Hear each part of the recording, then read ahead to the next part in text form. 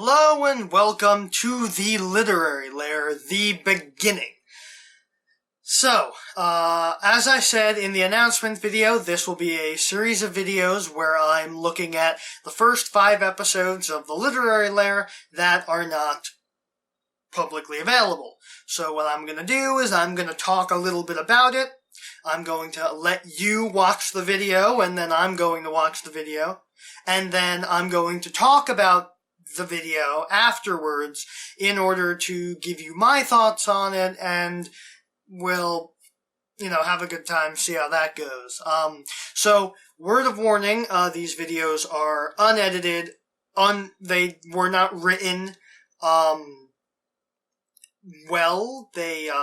it's essentially me in a, vlog format talking, and, I knew nothing about making videos. So, they're going to be rough, and I don't blame you if you're obviously going to want to watch, skip to the end and see what I have to say now about the video. So, what I'm going to do is later on, right before it starts, I'm going to put a little time code somewhere on the screen so that you can skip to that to just see my thoughts on the video. So, episode 1, Doctor Who and the Auton Invasion, which I have kept on the bookshelf right here. This is the first book I ever reviewed. Holds a special place in my heart, and I remember a lot about making that specific video. I remember that I had been watching Linkara for about 3 months since January, and I wanted to make my own reviews. However, I picked books because I didn't need to scan anything, because why would you want to just look at words? I didn't need to use any capture software or rip DVDs for footage, and it was limited copyright interference, because you can't give me a copyright content ID claim for just talking about this and showing it, and not even really for reciting things inside it. So it seemed like the thing to do, and also, I love books, so, it was just I picked what I like. I picked what I know.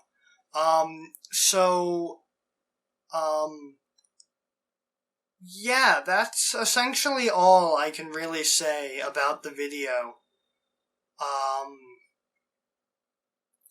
Because really, I remember a lot of, why I made it, but I don't remember a lot about making it, other than the fact that I think in the beginning I had some weird bit where I started talking about a cardboard TARDIS I had made, and I pointed out, this card I had gotten from my 3rd Dr. Sonic screwdriver. And that's really about all I remember about making the video. I haven't watched it, so I don't remember what I said, because it was all improv, and none of it was scripted, so I can't even look back at what I'd written, because I didn't write anything. But yeah, so, although there is one change I had to make in editing.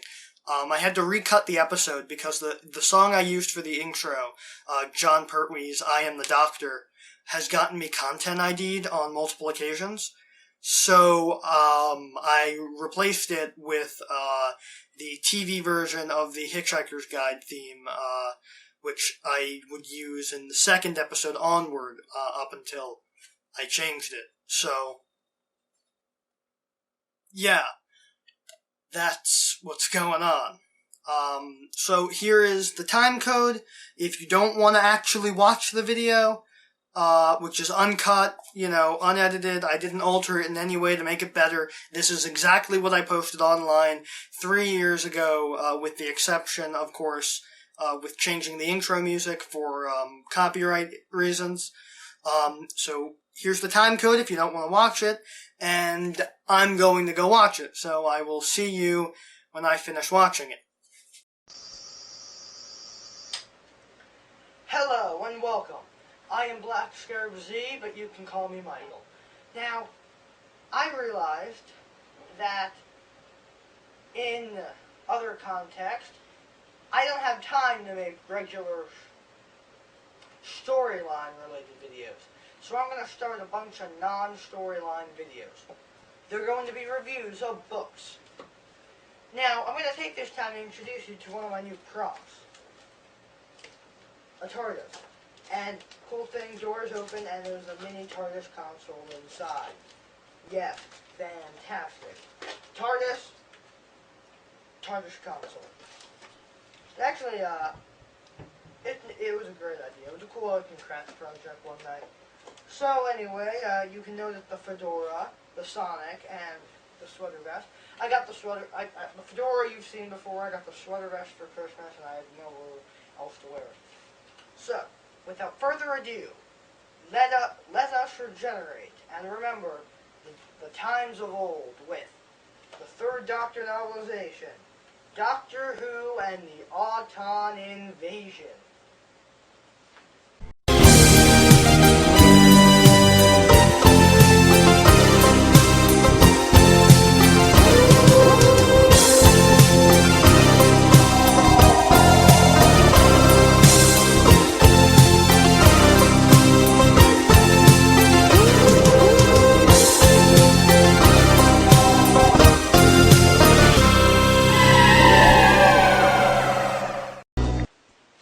I hope you enjoyed that shabby title sequence. Well, time to start. Okay, so what we have here is the book. I like it. It's a very good book. Doctor Who in big gold letters, reflective. I like it. And the Auton Invasion by Terrence Dix. This is a reprint. You can tell because it has an introduction by Russell T. Davies, the reviver of Doctor Who. So you can see, the cover. It has a John Pertwee, the Nesting Consciousness alien squid. He should be a Watchman. And the Brigadier Lethbridge Stewart. And the back of the book, it's nice, you can see. The side of the book is nice too. I actually now am the owner of 3 Doctor Who books. This one, Doctor Who and the Cybermen, and Doctor Who and the Daleks. So pretty much I have first 3 Doctors. I can do 4, 5, 6, 7, 8, 9, 10, 11. But I like to stick to the first 3 Doctors for now. I'm going to read you the blurb. Now, big red, not big red, but decently sized red letters at the top. Here at Unit, we deal with the odd, the unexplained. We're prepared to tackle anything on Earth, or even from beyond the Earth, if necessary. Are the words that Brigadier Lethbridge Stewart says to Liz Shaw in the episode. Another picture of the Nesting Consciousness, and, big surprise, the symbol of Rassilon. Yes, the symbol of Rassilon. Well, okay. I'll read you, the blurb. Put on trial by the Time Lords and found guilty of interfering in the affairs of other worlds, the Doctor exiled the Earth in the 20th century. His appearance once again changed. His arrival coincided with the meteorite shower. But these are no ordinary meteorites. They're meteorites full of chocolate! And it's not an alien invasion or anything. It's not like the government's trying to cover anything up. Bite your tongue for thinking that. The Nesting Consciousness has begun its first attempt to invade Earth using killer Autons and deadly window chop dummies. Only the Doctor and Unit can stop the attack, but the Doctor is recovering in a hospital, and his old friend the Brigadier doesn't even recognize him. Can the old Doctor recover and win Unit's trust before the invasion begins? Yes, but only because the Doctor knows something no one else would know. The Brigadier's last name, and the incredibly complicated first name. Brigadier Alistair Gordon Lethbridge Stewart. This novel is based on Spearhead from Space, the Doctor Who story, which was originally broadcast from the 3rd of January, to the 24th of January in 1970, featuring the third Doctor, played by John Pertwee, his companion Liz Shaw, and the unit organization commanded by Brigadier Lethbridge Stewart. Well, the other books that are available that I found on Barnes & Noble were Doctor Who and the Daleks, the Crusaders, the Cybermen, the Abominable Snowmen, and the Cave Monsters. And, well, the book actually starts out pretty creatively. It has an introduction by Russell T. Davies, which is nice, I guess. Then it explains all the stuff, in case you're a new reader. Prologue. I never read prologues, but this one I decided to read. This is pretty much going through the last few minutes of the War Games. And, well, the first image in the book that you get is, I'm very disappointed that you don't get pictures of the second Doctor doing all that stuff, but if I had to imagine the conversation, I assume it would go a bit like this. Alright, Doctor, I'm changing your appearance. Well, okay. Here are your choices. Oh, heavens, not this man. He's much too. He's not me. Okay, Doctor, we have a second choice. Fine, let me see it. No, heavens, no, not him either. I never had anything to do with that man. Doctor, you're making this harder than it has to be. We're going to choose for you. This is your new face. Oh, well, he doesn't look there it is. You can't do that to me. You can't just drink without my approval. Yes, we can. You sold something out. I cross the void beyond the mind. Okay, so originally this was going to be a review to compare the episode and the book, but I can't, rip a DVD or get footage from the episode, so I'm going to strip the book. So, now, you have Chapter 2, The Mystery of the Meteorite. You got Liz Shaw, and she's a victim, blah blah blah blah. I want to see Brigadier, and he's like, okay, just like, oh, blah blah blah blah unit. Oh, okay.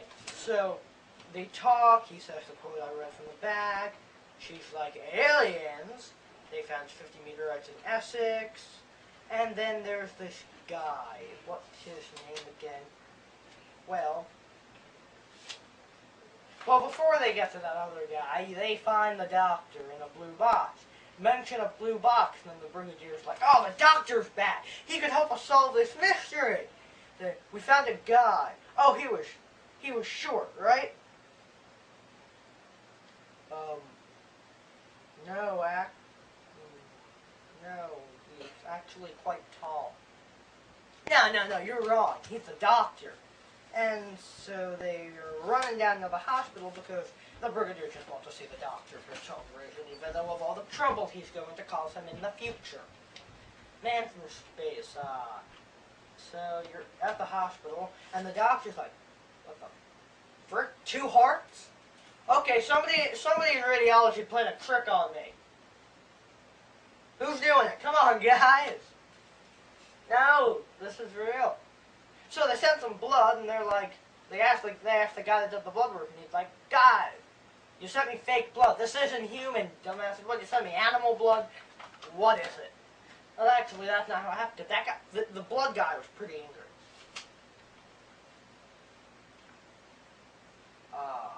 Dr. Lomax in pathology makes sense. Makes a lot of sense. And then they have another picture of Sam Seeley trying to dig up the meteorite, because I could sell this thing in the town, I guess. And Dr. Henderson, the Doctor, recovered consciousness like this. Yeah, smorgasbord. Where the hell are my shoes? I have something in there. Don't you go near my TARDIS. Anyway. Okay. And then there's this weird-ass guy just standing there in a photo. He seemed robotic, but robot doesn't do it. He stood completely motionless. Like a waxwork. Now, I wonder why he might be a waxwork. Okay. You have A. He is on drugs. B. He's a crazy guy. Or C. He is a fucking waxwork. Now here's the thing. I don't hate Doctor Who. In fact, I love it. But I just can't stand the way this book is. It's like a waxwork. It's weird.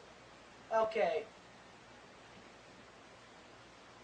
Okay, just to give you a brief synopsis, the Doctor comes out of consciousness and he goes, then the Autons push him off a cliff and he runs to Unit, and then while they're moving the meteorites, the Autons kill a bunch of Unit soldiers, and Sam Seeley and his dog, they all die.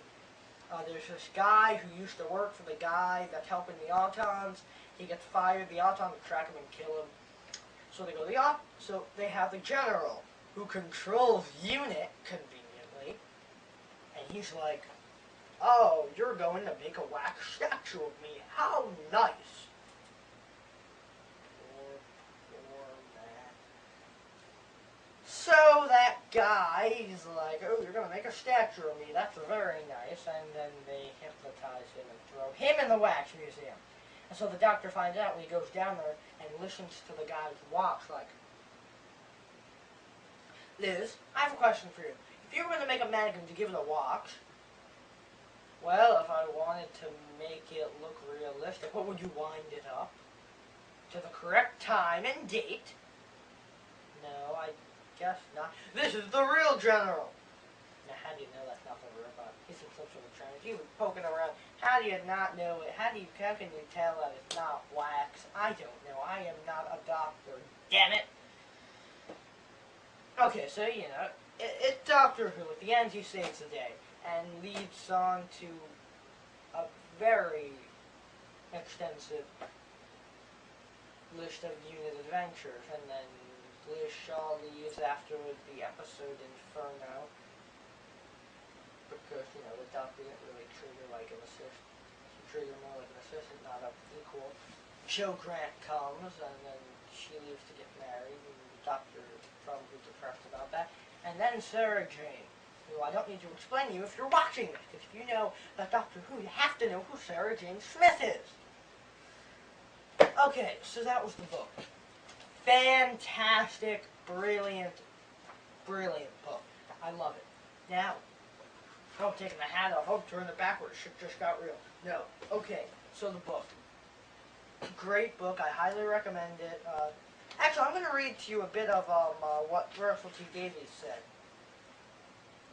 He met his first fellow fan through these books. Everybody watched Doctor Who, but he didn't, there was no fandom. It was just, a Doctor Who. And, he had a neighbor who had a copy of the paperback Doctor Who and the Dalek, which I'm now an owner of. So, he goes and finds it, and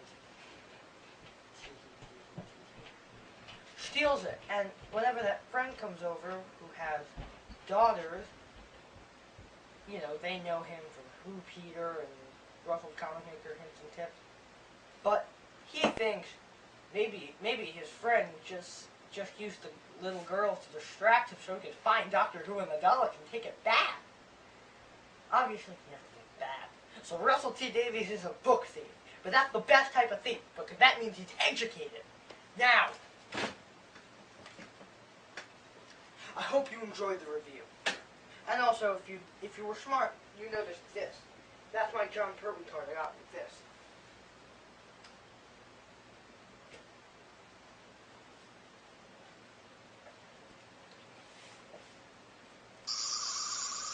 Over and out.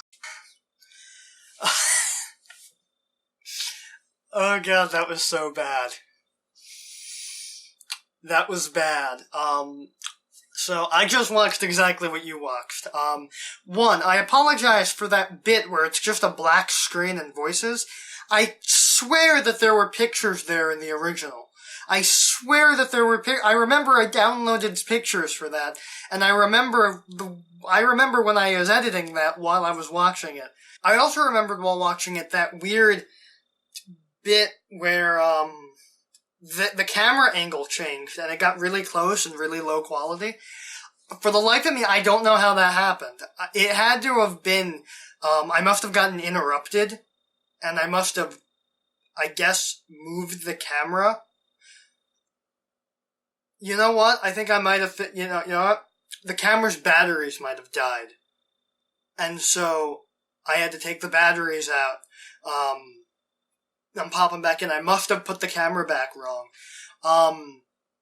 Also, that John Pertwee card I was talking about, I finally remembered while watching it why I had put it up. I had put it up because, so with the hat on, and because my old cameras didn't have the viewfinder that mine has that I can look at right now to know that, you know, there's a space between my hat and the top of the screen, so I'm not poking out. But the original camera I used didn't have one of these that could, and it didn't, it had one, but it was on the back and I couldn't turn it.